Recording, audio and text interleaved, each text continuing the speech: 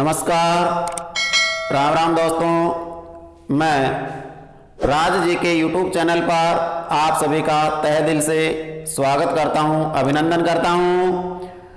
अपन पढ़ रहे थे राजस्थान के लोक देवता, और आइए आज अगला जो देवता है वो पढ़ेंगे पाबूजी राठौड़। हाँ, राम राम, शेयर कर दो जल्दी। चलो आइए अपन जिसको पढ़ेंगे वो है, बोलो पाबूजी महाराज की जय हो। तो पाबूजी राठौड़, पाबूजी का जन्म जिस वंश में हुआ वह वंश है कौन सा? राठौड़ वंश। और इनका जन्म कोल्लू गांव जिला जोधपुर। और पाबूजी के मंदिर को दोस्तों कहते हैं मंड, और उसी को मिला करके इसका नाम कर दिया गांव का कोल्लू मंड। और कोल्लू मंड जिस जिले में, जिले का नाम जोधपुर। जिले का नाम क्या है? जोधपुर। बेटा मित्रों, एक कहानी के रूप में बताऊं या पॉइंट टू पॉइंट लिखाऊं? चलो ठीक है, कहानी के रूप में पढ़ेंगे पान। कोल्लू मंड फलोदी तहसील में आता था पहले, लेकिन अब 3 तहसील और बन चुकी है जोधपुर की। ये आता है धेंचू ब्लॉक में। तो कोल्लू मंड जिला जोधपुर। यही के एक था राजा जिनका नाम था धांधल जी राठौड़। यहीं के एक राजा थे जिसका नाम था धांधल जी राठौड़। एक थी रानी, एक था राजा, एक थी रानी। रानी का नाम था कमला दे। रानी का नाम था कमला दे। दोनों पति पत्नी ने खूब कोशिश की, लेकिन इनके कोई संतान नहीं हुई। जितनी कोशिश करनी थी सारी कर चुके, लेकिन इनके कोई संतान नहीं हुई। एक दिन धांधल जी राठौड़ उदास बैठे हुए थे, और इन्होंने सोचा कि चलो आज शिकार खेलने के लिए चलते हैं। तो धांधल जी राठौड़ जाते हैं शिकार खेलने। कहाँ पर? शिकार खेलने जाते हैं। शिकार खेलने चले गए जंगल में। सुबह से शाम हो गई, ठीक है ना? सुबह से शाम हो गई, लेकिन इनको कोई भी शिकार नहीं मिला। इनको जंगल में शाम हो गई तो एक घोड़ी दिखाई दी, इतनी शानदार मस्त। क्या उसकी गजब की पूंछ, गजब की चाल और लचकदार पेट। और घोड़ी को देख करके धांधल जी ने सोचा कि क्यों नहीं इस घोड़ी को अपने अस्तबल में ही ले चलें। और घोड़ा लगा दिया घोड़ी के पीछे, लेकिन घोड़ी हाथ नहीं आई, पकड़ में नहीं आई। आगे घोड़ी पीछे घोड़ा, आगे घोड़ी पीछे घोड़ा, तबड़क तबड़क तबड़क तबड़क चलते गए चलते गए चलते गए, लेकिन घोड़ी हाथ ही नहीं आई। आधी रात हो गई, ऊपर से बिजली कड़क रही है चारों ओर से, लेकिन घोड़ी पकड़ में आ ही नहीं। घोड़ा पीछे, आगे घोड़ी, आगे घोड़ी पीछे घोड़ा, ये सिलसिला चलता रहा दोस्तों। आगे जाकर के घोड़ी ने अचानक अप्सरा का रूप बदला, और देख करके धांधल जी कड़ाचूक। और घोड़ा का तो पूरा जो आशा थी वो आशा पे पानी फिर गया। आशा कि क्या हो गई? निराशा। अरे यार, इतनी देर से वैसे ही भाग रहे हैं, वैसे ही दम भर रही है, वैसे ही मरे जा रहे हैं, क्या मतलब निकला? लेकिन घोड़ा हो गया नेगेटिव, धांधल जी हो गए पॉजिटिव। समझ में आ रहा है क्या? धांधल जी ने कहा कि 1 4 3, समझ गए ना? और उसने एक अप्सरा का रूप धारण कर लिया। किसने? उस घोड़ी ने। और उस अप्सरा से धांधल जी ने कह दिया कि 1 4 3। अप्सरा ने कहा हट, पहले खुद की शक्ल देखिए, क्या आईने में जाके शक्ल देखो। मैं एक अप्सरा हूं, मैं मनुष्यों के साथ रमण नहीं करती, मैं देवताओं के साथ रमण करती हूं। लेकिन धांधल जी ने कहा कि जाने मन, कुछ थोड़ा सा, लेकिन उसने मना कर दिया कि ना। लेकिन धांधल जी ने कहा मैं तो आपसे ही सनम दिल दे चुके, हम तो आपको। तो उस अप्सरा ने कहा, किसने कहा? अप्सरा ने कहा कि धांधल मैं तेरे साथ शादी कर लूंगी, लेकिन आपको मेरी कुछ शर्तें वो शर्त माननी पड़ेगी। कि जाने मान शर्त 1 नहीं 2 नहीं 100 बताओ मैं शर्त मानने को मंजूर। क्योंकि धांधल जी पागल हो रहे थे। क्या ठंडी हवा चल रही, क्या मौसम आया है, ठीक है ना। कि पहले तो मेरे लिए बनवाएगा एक थंबिया महल। क्या बनवाएगा रे? एक थंबिया महल। एक थंबिया महल का मतलब एक ही खंबे पर बना हुआ महल, और उसके अंदर रहूंगी मैं, और उसमें किसी की एंट्री नहीं है। जब अगर मेरे उस महल में आओगे तो उससे पहले मुझे अलर्ट करके आना पड़ेगा कि मैं अंदर आ रहा हूं। उसके पहले, आने से पहले आपको 3 बार मेरे को अलर्ट करोगे। और ऐसे करने को अपने राजस्थान में क्या कहते हैं? खेकारा करना। क्या कहते हैं? खेकारा करना। आज भी अगर कोई बड़ा आदमी होता है और घर में प्रवेश करता है तो उससे पहले वो खेकारा जरूर करता है, ताकि अंदर जो लेडीज हैं, जो महिलाएं हैं, वो अलर्ट हो जाएं कि बाहर से कोई आदमी आ रहा है। तो दोस्तों धांधल जी ने कहा बस ये क्या, ठीक है कोई बात, ये कोई शर्त है कि। तो अप्सरा को लेकर के आ जाते हैं अपने साथ। कौन? धांधल जी राठौड़। और इन्हीं के गर्भ से 3 संतान पैदा होती है। बड़ी बड़ी बेटी होती है जिसका नाम पेमदे। दूसरे नंबर पर बूडो जी,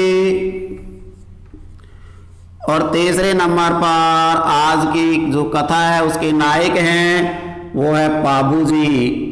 मित्रों, जितने भी लोग देवता हैं वो तकरीबन अपने माँ बाप की सबसे छोटी संतान है। पाबू जी का जन्म अप्सरा की कोख से हुआ और ये अपने माता पिता की सबसे छोटी संतान थी। बूडो जी और पेमदे, पाबू जी तीनों भाई बहन थे। और एक दिन क्या हुआ कि इस कोलोमंड में आ गए चोर लुटेरे, चारों ओर खलबली मच गई कि लुटेरे आ गए। पता चला धांधल जी को। धांधल जी अपनी तलवार लेने के लिए दौड़े। इसने देखा कि तलवार कहां पर है? एक थंबिया महल में। कहां पर? एक थंबिया महल में। धांधल जी उस बात को भूल गए कि अपन ने अप्सरा से, पत्नी से, मैडम जी से कुछ वादा भी कर रखा है। ये जल्दी जल्दी भागे दौड़े गए, कड़ाचूक हो गए। कड़ाचूक का मतलब जानते हो ना, अपनी ढूंढाड़ी भाषा में बोलते हैं कड़ाचूक, डापाचूक। धांधल जी दौड़े गए और अंदर बिना खेकारा के महल में प्रवेश कर गए। अंदर जाके देखा तो एक 9 हत्थी शेरनी 5 महीने के पाबू को पिला रही है दूध। 5 महीने के पाबू को क्या पिला रही है? दूध पिला रही है। इसको देख करके धांधल जी राठौड़ और ज्यादा कराचुक, तो ये क्या? उस नौहत्ती शेरनी ने वही अप्सरा का रूप धारण किया और कहा कि धांधल, मैंने तेरे से कहा था कि मैं एक अप्सरा हूं, मैं कोई भी रूप बदल सकती हूं, धारण कर सकती हूं। तुझे मिली थी मैं घोड़ी के रूप में, और आज पाबू को पिला रही हूं मैं शेरनी बनके, दूध पिला रही हूं, शेर बना रही हूं। तेरे मेरे वचन पूरे हुए, तू अपने वचनों से हार गया। तेरा मेरा वादा यहीं तक था, अब मैं यहां नहीं रह सकती। धांधल जी ने सोचा, रहे यार ये तो बहुत बड़ी गलती हुई। लेकिन धांधल चिंता मत कर, मैंने पेमदे को खूब अब मेरी गोदी में खिलाया, बूढ़ो जी को खूब लाड प्यार दिया। लेकिन ये कितने महीने का है दोस्तों? 5 महीने का है। तो मेरी इच्छा है कि मैं इस बाबूजी को भी इनकी तरह लाड प्यार दे सकूं। तो धांधल कि जब बाबूजी की शादी हो तब मुझे बाबूजी को मेरी पीठ पर जरूर बिठाना। धांधल जी ने कहा, यह कैसे संभव है? आप तो छोड़ करके जा रही है, आप मर जाएंगी, तो फिर ये बाबूजी को कैसे मिलेंगे? उसने कहा, किसने कहा? अप्सरा ने, कि मैं बिगनियाई गांव, कहां पर?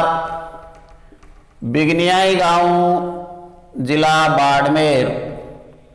बिगनियाई गांव, जिला बाड़मेर में एक मां देवल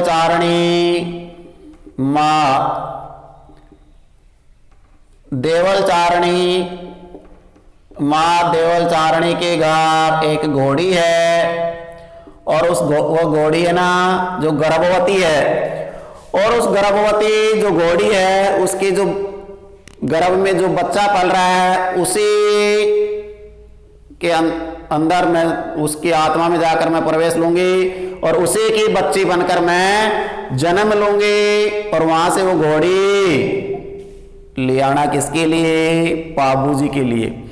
दोस्तों, मां देवल चारणी का जो मंदिर है, ये मंदिर है खोरड़ा गांव, पाकिस्तान में। इनका जो मंदिर है वो मंदिर कहां पर है? खोरड़ा गांव। और खोरड़ा गांव कहां पर है? पाकिस्तान में। याद रखना, घोड़ी और घोड़ी की जो बच्ची पैदा हुई उसका नाम रखा इन्होंने केसर कालमी। केसर है, केसर कालमी। तो देवल चारणी की घोड़ी का नाम था केसर कालमी। मित्रों, इस पेमदे की शादी कर दी गई। किसकी शादी कर दी गई? पेमदे की शादी कर दी गई। एक किसके साथ कर दी? जायल का शासक जायल। और जायल कहां पर है? नागौर में। जायल का शासक था जिंदराव खींची। जायल का शासक कौन था? जिंदराव खींची। और इसी जिंदराव खींची के साथ क्या हो गई? इनकी शादी हो गई। जायल के शासक जिंदराव खींची के साथ बाबूजी की बहन पेमदे की क्या कर दी गई? शादी कर दी गई। और इनकी एक पुत्री थी बूढ़ो जी की। मित्रों, बातें कम, पढ़ाई ज्यादा। फिर क्या है, वीडियो लंबा हो जाता है तो क्या कहते हैं कि ये कुछ पढ़ाता तो है नहीं और बातें करता है। इसलिए बातें कम, मैं आपको बहुत अच्छे तरीके से एक एक लाइन क्लियर करता चलूंगा। ध्यान दें, बूढ़ो जी की जो पुत्री थी वो पुत्री का नाम था केलमदे, पुत्री का नाम केलमदे। जो बूढ़ो जी की पुत्री थी और पाबू जी की भतीजी, बूढ़ो जी की पुत्री और पाबू जी की भतीजी, और इस केलमदे का जो विवाह किया गया था वो विवाह किसके साथ? गोगा जी, गोगा जी के साथ। किसके साथ? गोगा जी के साथ। ये पाबू जी अपनी भतीजी से बहुत प्यार करते थे, बहुत लाड प्यार करते थे, बहुत लाड लड़ाते थे। किसको? केलमदे को। पाबू जी ने कहा कि बेटा बोल तुझे क्या चाहिए, मैं तुझे दहेज में क्या दूं, बता, जो तू कहेगी वो तुझे तेरे को मिलेगा। केलमदे ने सोचा कि काकोसा से ऐसी चीज मांगते हैं जो ये नहीं ला सके। तो केलमदे ने कहा कि काकोसा, काकोसा मुझे चाहिए ऊंट, मुझे 50 ऊंट चाहिए। क्या चाहिए? 50 ऊंट चाहिए। उस समय दोस्तों राजस्थान में ऊंट नहीं पाए जाते थे। ऊंट पाए जाते थे कहां पर? लंका में। कहां पर? लंका में। तो पाबू जी ने सोचा कि अब तो इनको लाना पड़ेगा। तो पाबू जी का सहयोगी था हरमल रहबारी। कौन था? हरमल रहबारी, देवासी, रहबारी कह दो, देवासी कह दो, या फिर रायका कह दो। समझ में आ रहा है दोस्तों? एक ही बात है। रायका, रहबारी, ऊंट पालक जो जाति होती है वो रायका, रहबारी, देवासी कहलाती। ये साथ में जाते हैं और जाकर के लंका पर धावा बोल देते हैं। वहां से 50 ऊंट, 50 ऊंट। अब ऊंट क्या करेंगे अकेले? ऊंटों के मनोरंजन के लिए साथ में ऊंटनी भी जरूरी है। तो 50 ऊंट और 50 ऊंटनी। अरे मनोरंजन जरूरी है कि नहीं है? तो 50 और 50 ऊंटनी साथ में लेकर के आ गए बाबूजी राठौड़। लेकिन इनकी का जो पानी ग्रहण संस्कार था वो बहुत नजदीक आ गए, बहुत दूर थे। ऊंट धीरे धीरे चलते हैं और उस समय ऊंट के होते थे मित्रों 5 पैर। कितने पैर? 5 पैर होते थे। तो बाबूजी ने जो बीच का पैर था ऊंट का उसको ऐसे करके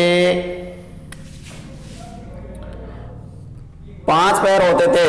बाबूजी ने यूं करके और जो बीच वाला पैर था उसको घुसेड़ दिया अंदर और वो पैर निकल गया ऊपर। तो वो जो ऊंट की कुबड़ होती है ना, वो कुबड़ उसी की है। और आज भी जिसने ऊंट देखा है उसके यहाँ पर छाती पर एक पैर का निशान है और उसको बोलते हैं एडर। कई बार परीक्षा में पूछ लिया गया है एडर। उसको क्या बोलते हैं? एडर। ऊंट की छाती में जो पैर का निशान है उसको क्या कहते हैं मित्रों? एडर। तो प्रश्न आ जाए कि राजस्थान में सबसे पहले ऊंट लाने का श्रेय किसे जाता है? तो बाबूजी राठौड़।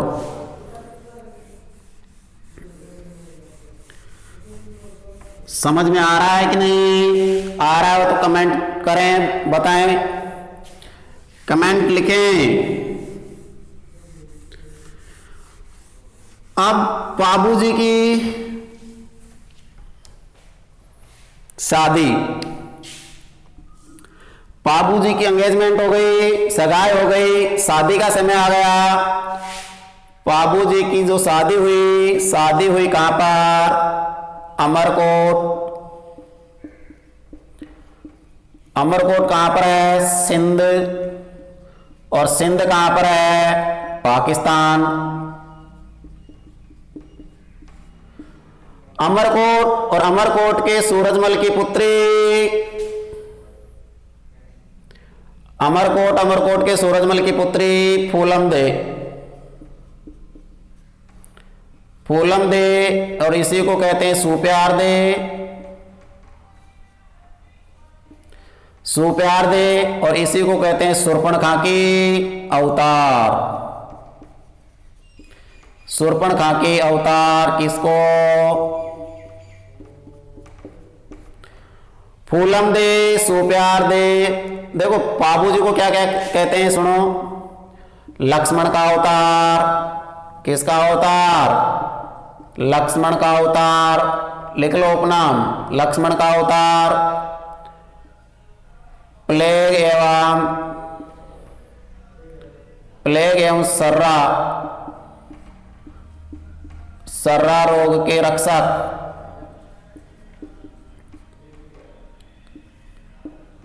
हाड़ फाड़ के देवता,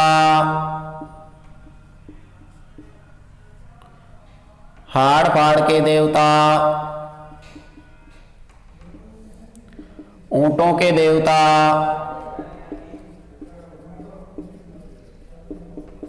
ठीक है दोस्तों, लक्ष्मण का अवतार पाबूजी राठौड़ और शूर्पणखा। और ये शूर्पणखा शूर्पणखा शूर्पणखा कौन थी?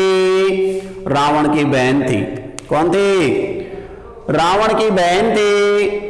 जब भगवान राम को 14 साल का वनवास दिया गया तो साथ में सीता जी और लक्ष्मण भी गए। लक्ष्मण भी शादीशुदा था, लेकिन इनकी जो पत्नी थी उनको ये साथ नहीं लेके गए। राम जी तो, भगवान राम तो अपनी जो पत्नी थी सीता उसको साथ ले गए। अब ये रह रहे हैं जंगल में पंचवटी में। एक दिन पूर्णिमा का दिन था। भगवान राम और सीता पंचवटी में कुटिया में, अपनी कुटिया में अंदर सो रहे थे और लक्ष्मण उस कुटिया के पंचवटी के चारों ओर पहरा दे रहा था। पूर्णिमा की रात थी, क्या चांदनी रात थी, सुहानी रात। और उसी पंचवटी के पास आती है रावण की बहन शूर्पणखा। शूर्पणखा ने देखती किसको? लक्ष्मण को। लक्ष्मण को देख करके दिल आ गया कि इस पर, लक्ष्मण पर क्या हष्ट पुष्ट शरीर, क्या रूप है, क्या सौंदर्य है। और शूर्पणखा ने कहा आई लव यू जाने मन। लक्ष्मण ने कहा क्या? एक बार फिर बोलियो कि आई लव यू।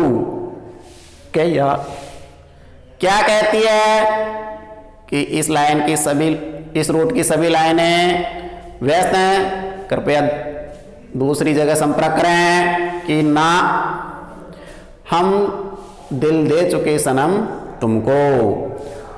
लक्ष्मण ने इसकी नाक पूंछ काट ली, फिर भी नहीं मानी, फिर भी पीछे पड़ी रही। फिर लक्ष्मण ने कहा जगदम्बा, ए भवानी, अभी तो तू मेरा पीछा छोड़, मैं कलयुग में अवतार लूंगा और तेरी काम काम इच्छा है उसको पूरी करूंगा। तो दोस्तों, लक्ष्मण का अवतार, लक्ष्मण ने पाबूजी के रूप में अवतार लिया और शूर्पणखा ने फूलम दे के रूप में अवतार लिया। तो शूर्पणखा के अवतार जिसको कहा जाता है वो है फूलम दे या सुप्यार दे, ऊंटों के देवता। लक्ष्मण का अवतार प्लेग रक्षक, सर्रा रोग के निवारक, हाड़पाड़ के देवता। अब ये देवल चारणी की जो घोड़ी थी केसर काल में, इसको लेने के लिए कौन गया है? जिंद्राव खींची, जिंद्राव खींची। और जाकर के बोला कि बता तेरी घोड़ी की क्या कीमत है, जितनी कीमत तुझे चाहिए वो मुझे बता, मैं तुझे वो कीमत देने को तैयार हूं। लेकिन देवल चारणी ने क्या कर दिया? मना कर दिया। इधर से जाते हैं पाबू राठौड़ देवल चारणी के पास और जाकर के बाबूजी माँ देवल चारणी को कनकवत दंडवत करते हैं और कहते हैं कि हे माँ, मेरी इतनी औकात नहीं कि मैं तेरी घोड़ी को खरीद सकूं, लेकिन शादी है, 5 दिन के लिए मुझे घोड़ी दे दो। माँ देवल चारणी उससे प्रभावित हुई। उसने कहा कि बाबू, मैं घोड़ी तो तुझे दे दूंगी, लेकिन तुझे मेरा एक काम करना पड़ेगा। कि बोलो माँ। इधर जिंद्राव खींची कह रहा है कि सुन ले, अगर घोड़ी मुझे नहीं दी तो तेरी 1000 गायों में से एक भी गाय नहीं छोड़ूंगा, सबको लूट ले जाऊंगा। कि तेरे सामने देख ले, तेरे जीजो जी क्या कह रहे हैं कि माँ कोई टेंशन नहीं, अगर तेरी गायों पर इतनी सी भी आंच आई तो बाबू सिर कटाने को तैयार है, लेकिन गायों की रक्षा आज जरूर करूंगा। ऐसा कहते ही घोड़ी किसको दे दी गई? बाबूजी राठौड़ को। लेकिन बाबूजी राठौड़ ने कहा कि माँ, मुझे पता कैसे चलेगा कि तेरी गायों पर संकट आया हुआ है। तो उसने कहा कि अगर दोस्तों, अगर पढ़ाई में मजा आ रहा हो तो वीडियो को शेयर करते रहें, लाइक करते रहें, ताकि मुझे भी मनोबल मिलता रहे। ठीक है ना। उसने कहा कि अगर मेरी गायों पर संकट आता है तो मेरी घोड़ी हिनना उठेगी, और हिननाते ही समझ जाना कि मेरी गायों पर संकट आ गया है। कि ठीक है, बाबूजी घोड़ी लेकर के आ जाते हैं, और जिंद्राव खींची अब इसी इंतजार में कि कब मौका मिले और कब चौका लगे। ठीक है ना। बाबूजी राठौड़ जाते हैं शादी के लिए अमरकोट। शादी के लिए जाते हैं कहां पर? अमरकोट। और अब चल रहे हैं फेरे। क्या चल रहे हैं? 3 फेरे पूरे हो चुके हैं। और इधर जिंद्राव खींची ने देवल चारणी की गायें लूट कर ले गया। जिंद्राव खींची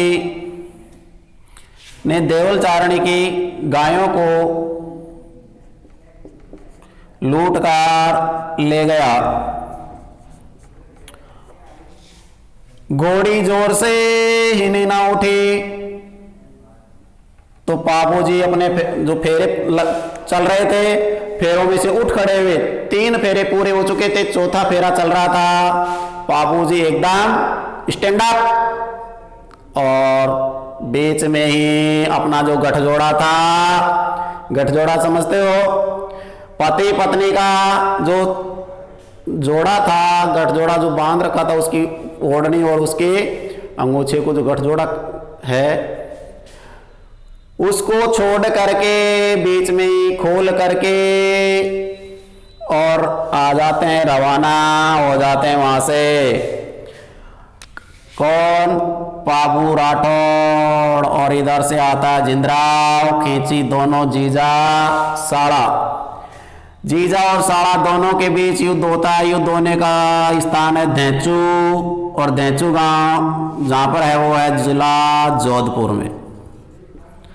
देचू और दोनों के बीच होता है यहाँ पर युद्ध। दोनों के बीच होता है क्या? युद्ध होता है। और युद्ध करते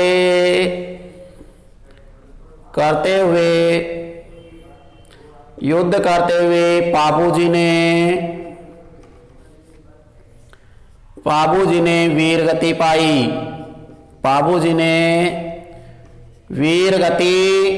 पाई। किसके साथ युद्ध किया? जिंद्राव खींची के साथ। बाबूजी की घोड़ी का नाम था दोस्तों केसर काल में, ठीक है ना। पाबू जी की घोड़ी का नाम क्या था? केसर कालमी था। पाबू जी की घोड़ी का नाम था केसर कालमी। अगर लिखा नहीं हो तो दोस्तों इसका स्क्रीनशॉट ले लो।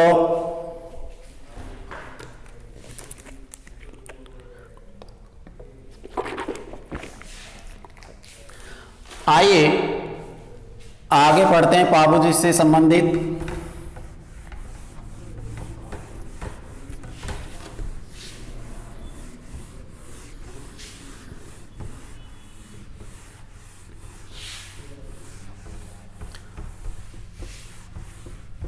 बाबूजी राठौड़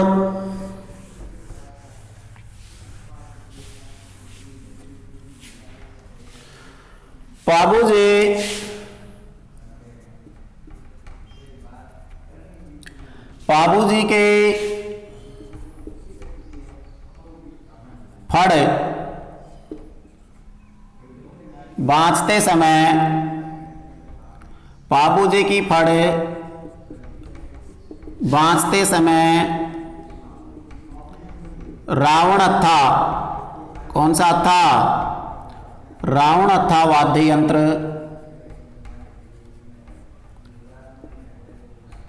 बजाया जाता है। रावण अत्था वाद्य यंत्र बजाया जाता। रावण अत्था वाद्य यंत्र बजाते हुए बाबूजी की फड़ बाँची जाती है। बाबूजी की फड़ सबसे लोकप्रिय फड़ है। बाबूजी की फड़ सबसे लोकप्रिय फड़ है। तो बाबूजी के, ध्यान देना दोस्तों, बाबूजी के पवाड़े, बाबूजी के पवाड़े गाते समय ध्यान दें।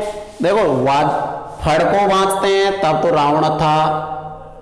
तो बाबूजी के पवाड़े गाते समय माठ वाद्य यंत्र बजाया जाता है। कौन सा? माठ वाद्य यंत्र। माठ वाद्य यंत्र, ठीक है। बाबूजी के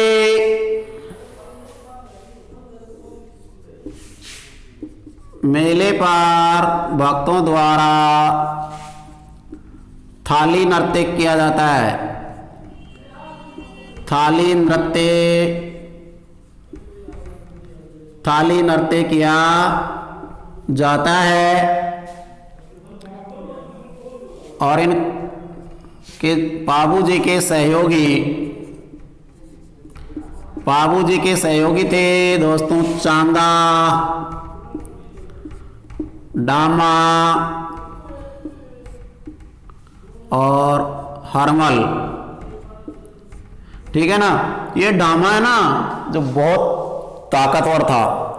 कहते हैं कि जब ये घोड़े पर चलते थे और चलते चलते चलते चलते जब घोड़ा थक जाता था तो घोड़े को उठाया और कांख में दबाया और भागते चलते थे खुद घोड़े को कांख में दबा करके।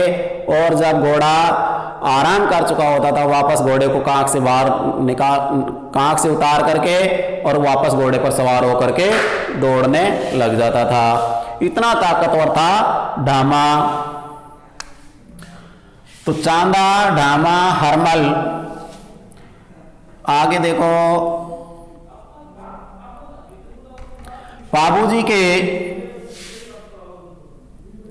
बाबूजी का प्रतीक चिन्ह, बाबूजी का प्रतीक चिन्ह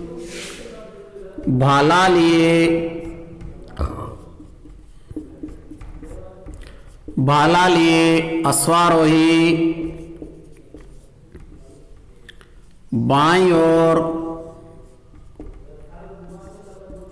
झुकी पाग। पाग बोलते हैं दोस्तों पगड़ी को। पाग यानी होती है पगड़ी, ठीक है ना। तो इनका जो प्रतीक चिन्ह है वो है भाला लिए अश्वारोही बाईं ओर झुकी पाग। बाबूजी का मंदिर।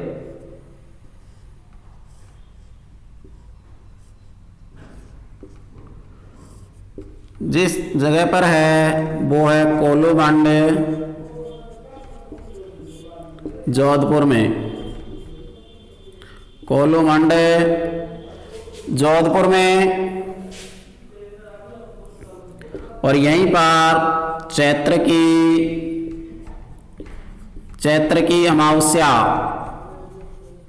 की अमावस्या को भरता है मेला।